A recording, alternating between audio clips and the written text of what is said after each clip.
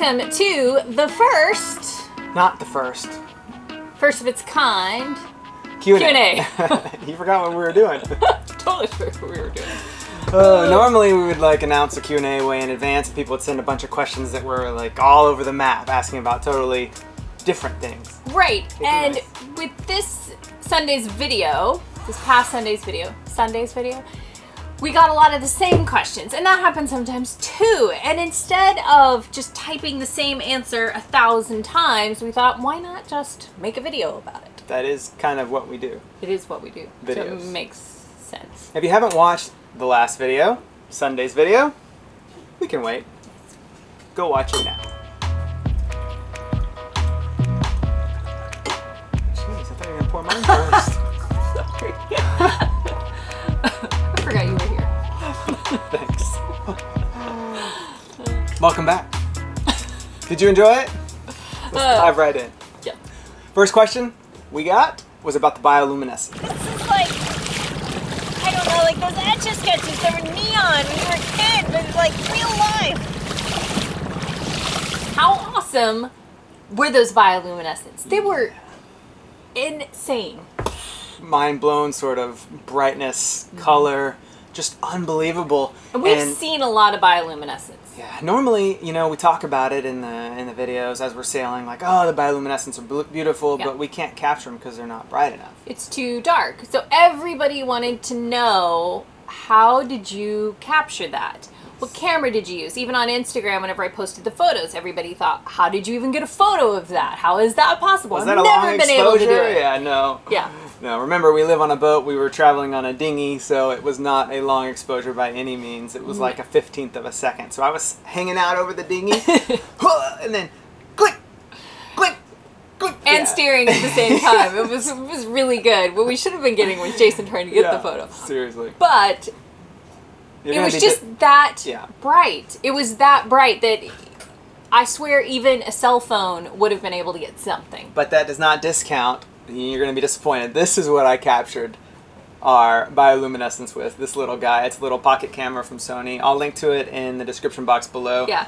But everybody was like, oh, you must have had really expensive lens. Yeah, thousands of dollars, f2.0, f1.0, whatever. No. That is the kicker. So that is not just your average pocket cam. It goes to 1.8. Yeah. So it does shoot at 1.8. So it is really fast in dark situations, and it has a high ISO. So it's very good for low light conditions, especially for a pocket cam. It's pretty impressive. It's a little powerhouse.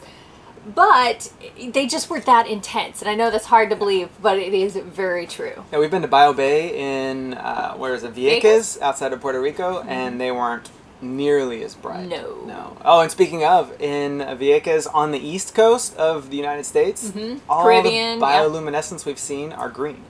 So everybody commented about, they're like, whoa, they're blue. Yeah, they are blue. As soon as we got over on the Pacific side, we noticed the same thing, that the color had changed. So, yeah, kind of cool. That's super bright. Yeah. And then because it was so bright, a lot of people asked, a few people asked, and we thought we should just nip it in the bud. Is that water nuclear? How does... Nuclear? I'm from Texas. No, nuclear? The water was not nuclear.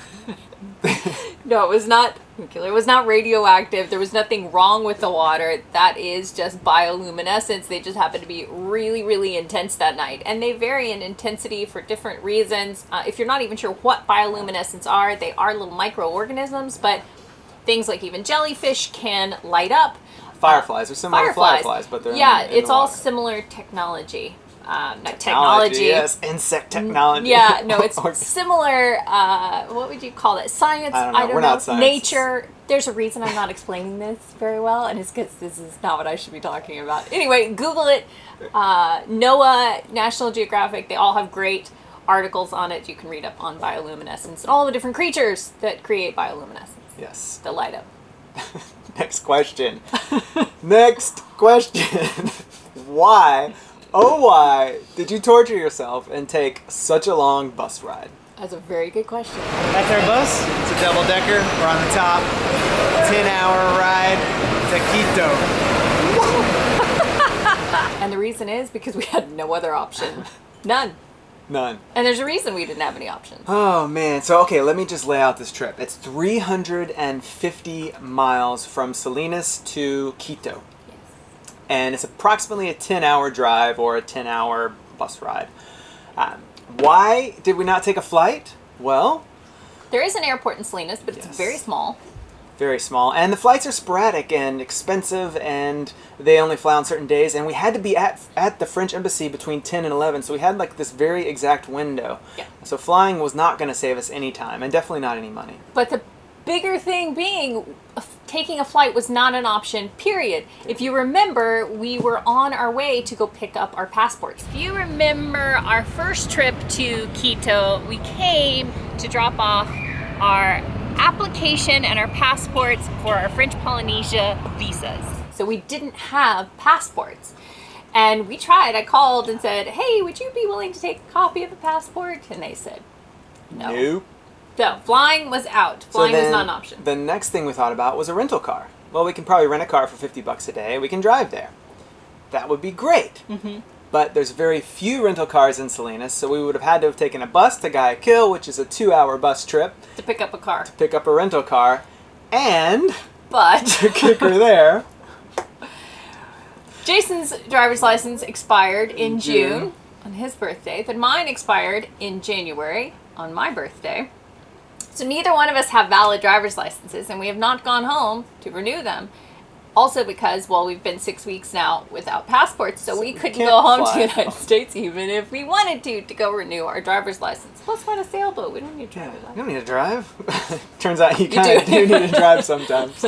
Yes, so That makes the bus the best option. yeah, because they were the only ones also willing to accept accept a a copy copy. of a passport as a No form other of form ID. of valid ID.